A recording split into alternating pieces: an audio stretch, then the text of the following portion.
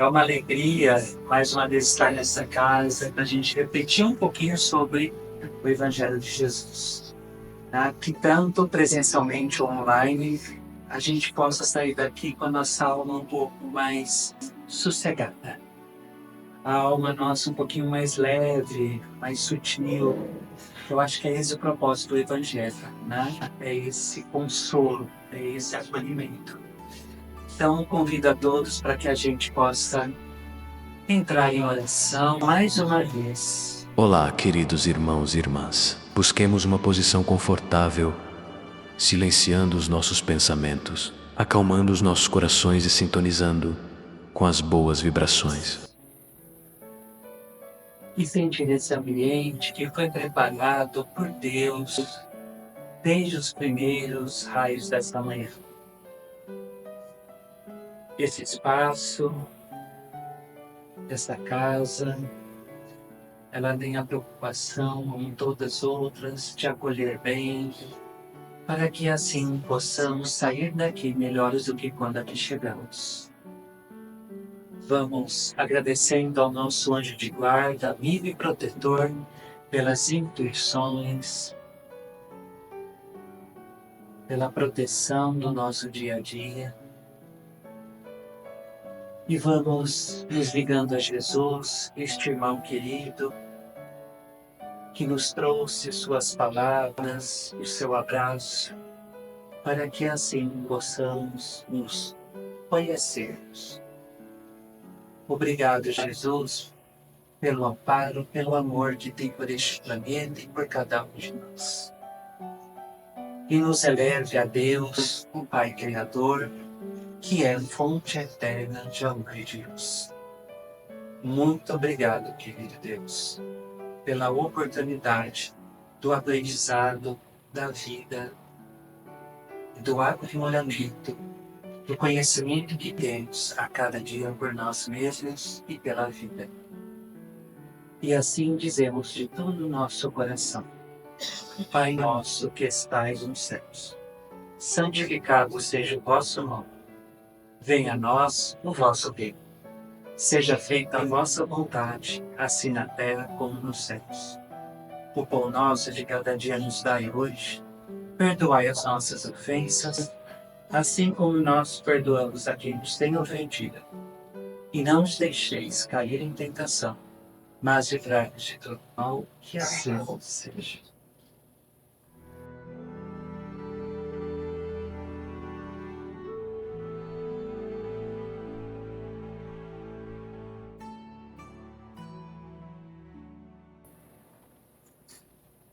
E dando continuidade ao capítulo 11, que é uma tarefa não muito fácil, né? Que é amar o próximo como a si mesmo, mas estamos no caminho. E é uma mensagem espiritual muito linda, a mensagem, né? Que fala sobre a fé e a caridade, e foi escrita por um espírito protetor da Cracóvia, um país que viveu muito em guerra, né? Com muita fome, e foi escrito em 1861. Então diz assim: Eu vos disse recentemente, meus queridos filhos, que a caridade sem a fé seria suficiente para manter entre os homens uma ordem social capaz de fazer a gente feliz. Mas eu devia ter dito que a caridade é impossível sem a fé. Podereis encontrar, em verdade, impulsos generosos entre todas as pessoas, inclusive pessoas sem religião. Mas essa caridade austera, que só pode ser exercida pela abnegação, pelo sacrifício constante de todo interesse egoísta, nada a não ser a fé poderia inspirá-la. Porque nada além dela nos faz carregar com coragem e perseverança a cruz dessa vida. Ou seja, está dizendo que essa parte que não é fácil. Né? Carregar a cruz como Cristo carregou não é fácil. Né? Hoje a nossa cruz pode ser o nosso próximo, né? Deve ser, talvez a maioria das vezes, o nosso próximo. O nosso próximo são pessoas, são situações. Então, nós não vamos encontrar, até o momento, um oásis, um momento que só vai ter gente ótima. Até porque a gente nem é ótimo também. E nem vamos encontrar situações, vivências, que vai ser um oásis, paz e amor gratuitoso. Não vamos ter. Porque nós temos um movimento, estamos num processo de provas e expiações. Então, é preciso, né, a abnegação, o sacrifício para vivenciar essa cruz, esses desafios. Sim, meus filhos, é inútil querer o homem, né, ávido de prazeres, iludir-se quanto ao seu destino terreno, pretendendo que lhe seja permitido ocupar-se apenas da sua felicidade. Então, nós que queremos ter prazer, alegria e felicidade, né, é difícil para a gente acolher os processos difíceis, né? Onde todo mundo está falando que a gente precisa, né, se amar incondicionalmente, ter prazeres infinitos, né, viver hoje, né, vivendo essa felicidade tóxica, essa positividade tóxica, né? É muito difícil para a gente, sabendo que nessa instrução espiritual está dizendo que não é bem assim. Né? Que a gente ainda vai ter muitos obstáculos para vivenciar. Né? E que a felicidade plena não é desse mundo.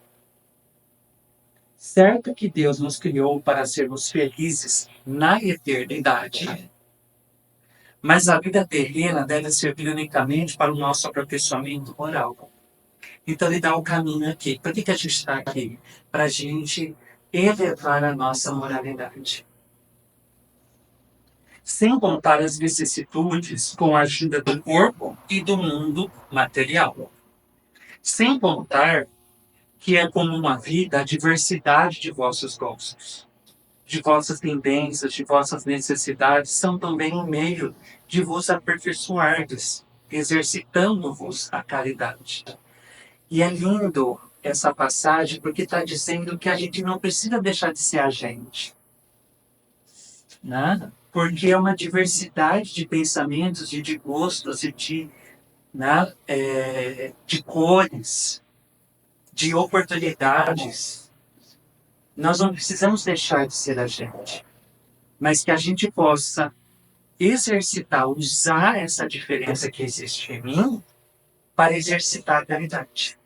Eu não me anulo. Ao contrário, eu uso o que há de diferente em mim para o bem e não para o mal. Porque somente à custa de conceições e sacrifícios é que podeis manter a harmonia entre elementos tão diversos.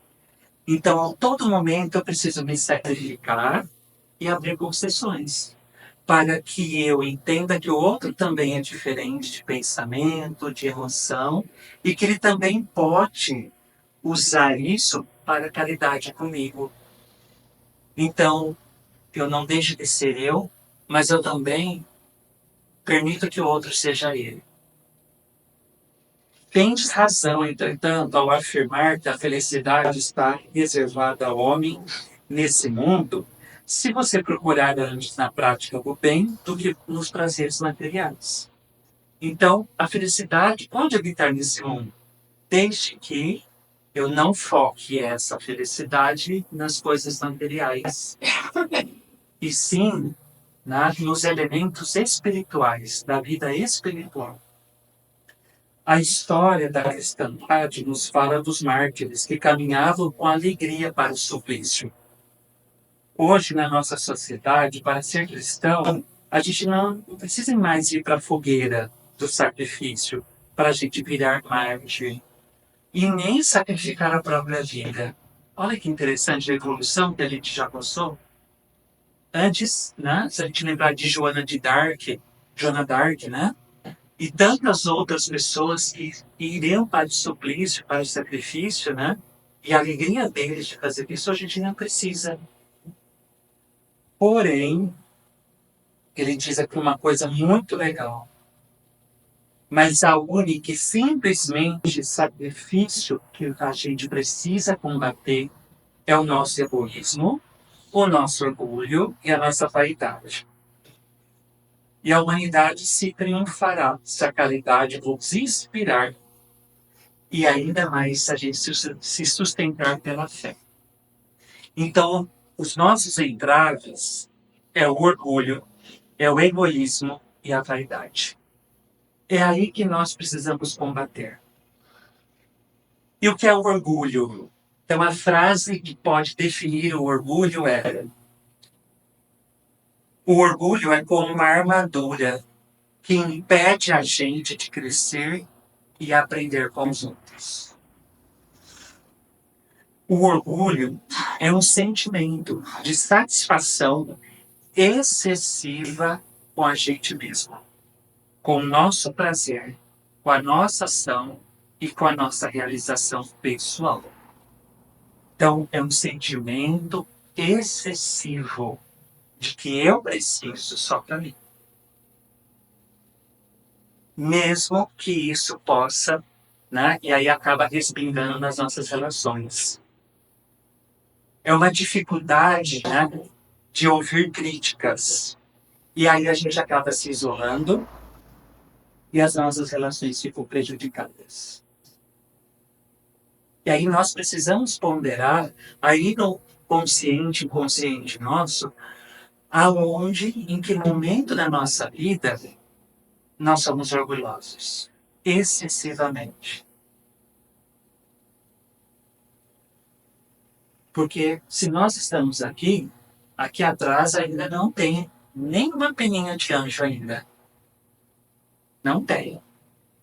E se não tem uma peninha de anjo nascendo aqui comigo, não tem ponto também. Então, em que momento da nossa vida o nosso orgulho trava a nossa evolução espiritual? E aí trava o desenvolvimento do amar o próximo como a si mesmo. Outro entrave é o egoísmo. O que é o egoísmo? É um espelho quebrado. Reflete a nossa própria imagem. Então, se o espelho quebrou, a gente pode reparar, a gente não vê mais o que está atrás da gente. A gente só consegue ver partes da gente mesmo. Nosso olho, nossa boca, nosso pensamento, nossa cabeça, mas de forma truncada. Ser egoísta é se preocupar excessivamente consigo mesmo e com as suas necessidades, com as nossas necessidades. E aí qual é a dificuldade com o outro, né? Aí falta cooperação e os nossos relacionamentos, eles ficam danificados, assim como o espelho. Dá para ver apenas partes quebradas. Então, nós podemos reparar que sempre tem essa palavra excessivamente. Porque sai do rumo da racionalidade, né? E é o nosso espírito que precisa desse acolhimento e desse autoconhecimento, que é o que a gente chama de reforma íntima. Em que momento da nossa vida o nosso egoísmo atrapalha a nós mesmos, as nossas relações? E por último, a vaidade. A vaidade é como um véu que nos impede de ver a nossa verdadeira beleza interior. Inclusive essa beleza com as nossas sombras. A vaidade é uma preocupação excessiva da nossa aparência, né? Da opinião dos outros, do nosso status. A gente busca por atenção, uma necessidade constante que o outro nos aprove. E aí a reflexão do Evangelho, em que momento a vaidade nos impede nosso crescimento e deixa da gente exercitar com plenitude a caridade e a fé, conforme essa orientação espiritual. Mas e aí? Nós temos essas fogueiras hoje, né? Porque são 3 fogueiras importantes que impedem a evolução do planeta e impedem a evolução nossa. E o que fazer? Primeiro, para todas elas, é praticar a humildade. Né? Humildade vem da palavra humus. Humus, né? É um fortificante para a terra. Então, olha que maravilhoso a gente fortificar isso dentro da gente. E como praticar a humildade? A gente reconhecer que nós também erramos, com certeza. Nós também temos as nossas limitações, assim como o outro tem. Segundo ponto, a gente colocar no nosso dia a dia desenvolvimento da empatia. Né? A empatia para conectarmos ao outro, ao próximo. A gente se colocar no papel, né? Inverter, se colocar um pouquinho no lugar do outro, para entender como o outro pensa. Isso não quer dizer que a gente vai aceitar como o outro age, como o outro pensa. Mas conectar é a gente entender que o outro também está no processo dele abraçando o cacto. Né? Porque a vida é um abraçar um cacto. Então a gente precisa ter cuidado com cactos sonidos. Né? Terceiro ponto, focar no presente. Mas, o que é focar no presente? O que passou, passou. E o que vai ser, vai ser. Né? O focar no presente. Né? É estar aqui nesse movimento. É estar. E o focar no presente não é só viver essa hora, né? Mas é nesta semana. É a curto prazo. Né? É estar, quando a gente for fazer algo, é estar em plenitude com aquilo que a gente está fazendo. Quarto ponto, cultivar a gratidão, né? Apreciando o que já tem. Né? O que a gente não tem, a gente já sabe, a gente está buscando. Mas o que a gente já tem? Né? Gratidão é isso. Né? Lembrando que não é aquela positividade tóxica. Né? É só pensar positivo que tudo vai acontecer. Nem sempre. Mas, olha, é agradecer esse que eu tenho nas mãos hoje. Né? E fazer um plano para que a gente possa conquistar mais coisas. Né? Mas o que eu já tenho é importante a gente já agradecer. Até onde eu cheguei, dentro das minhas limitações e dentro dos meus erros. E o último,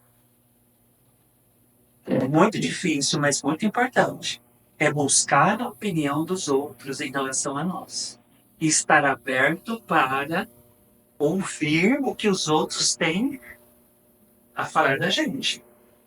Com respeito, com empatia, mas para que o outro se sinta também e mostrar como nós estamos indo no nosso crescimento, na nossa evolução. Porque é importante esse feedback que o outro dá nas nossas relações, seja quais foram as relações, porque a gente vai aferir, mensurar como estamos nos saindo. É importante que a gente perceba o que o outro está pensando, está dizendo sobre a gente. Chamar olho a olho, com o coração aberto e ouvir, agradecendo o que a gente já tem. Desenvolvendo a empatia com a gente mesmo. Porque o outro, né, ele também faz parte da nossa evolução espiritual, assim como a gente também faz parte da evolução do outro. E para encerrar, eu trouxe uma historinha que todo mundo conhece, mas é sempre importante a gente lembrar.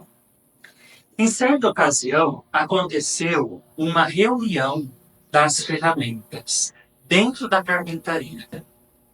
porque estava tendo um problema lá. O Martelo se autoelegeu como presidente e convocou as ferramentas batendo forte na mesa do carpinteiro. Mas sua presidência durou pouco. Foi acusado de fazer muito barulho e ficar dando golpes o tempo todo. O Martelo reconheceu sua culpa e foi substituído pelo Parafuso. O Parafuso também não durou muito, pois era muito enrolado, foi acusado de ficar dando muitas voltas para conseguir alguma coisa. O Parafuso se retirou. A Lixa, então, assumiu seu lugar, mas foi por poucos minutos. Ela era muito áspera no tratamento com os demais e criava muito atrito. Acatou também as reclamações pela sua maneira de agir e foi substituída pelo Metro. O Metro, no princípio, se deu bem. Era muito metódico, certinho, mas logo começaram a acusá-lo que só ele estava certo e media a todos segundo suas próprias medidas, como se fosse o único perfeito. Uma sociedade competitiva, né? Dentro dessa carpintaria. O serrote o substituiu, quando então o marceneiro entrou. As ferramentas se aquietaram. O marceneiro separou as tábuas, começou a trabalhar nelas, as ferramentas foram passando por suas mãos, martelo, serrote, parafuso, a lixa, o metro, o serrote. No final do seu trabalho, aquelas tábuas se tinham convertido num belo armário, muito elegante, muito fino. Quando o martelo saiu, quando o marceneiro saiu, as ferramentas continuaram em sua assembleia. E o serrote disse: Senhoras e senhores, ficou demonstrado que todos temos defeitos, e por isso não nos aceitamos uns aos outros. Mas o marceneiro trabalhou com as nossas qualidades, com o que temos de valor. Esse armário está de pé, bem equilibrado, preciso e exato, graças ao metro. As tábuas foram encaixadas umas nas outras, graças à força do martelo. O parafuso uniu, juntou muito bem as diversas partes do armário. A lixa tirou a aspereza da madeira, deu lisura e brilho ao armário. Todas as ferramentas sentiram-se valorizadas, animadas, ao ver que podiam produzir móveis de qualidade. Qual ferramenta a gente se identificou mais? Nelas tem vaidade, tem orgulho, né? E tem o egoísmo. O marceneiro não olhou para isso, olhou para o que podia ser usado. Né? Usou os valores que tinham, as potencialidades de cada um.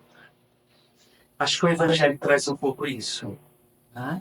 Da gente trabalhar mais com esses valores, né? Com esses sentimentos mais nobres de valor ao próximo e de valorizar a nós mesmos. Né? Nós temos tudo isso um pouco dessa história. Né? Cabe aí a gente ver quem mais a gente está dando destaque, né? Quem mais a gente está colocando no pódio da nossa vida. Então, nesse momento, nós vamos agradecendo a oportunidade da vida e a Deus sobre todas as coisas. E pedimos a Jesus que abençoe este planeta, abençoe a paz mundial e abençoe a paz entre as pessoas.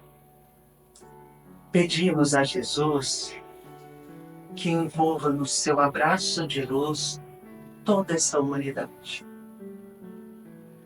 E vamos pedindo a Maria de Nazaré que acolha os nossos pedidos, o nosso pensamento nesse momento.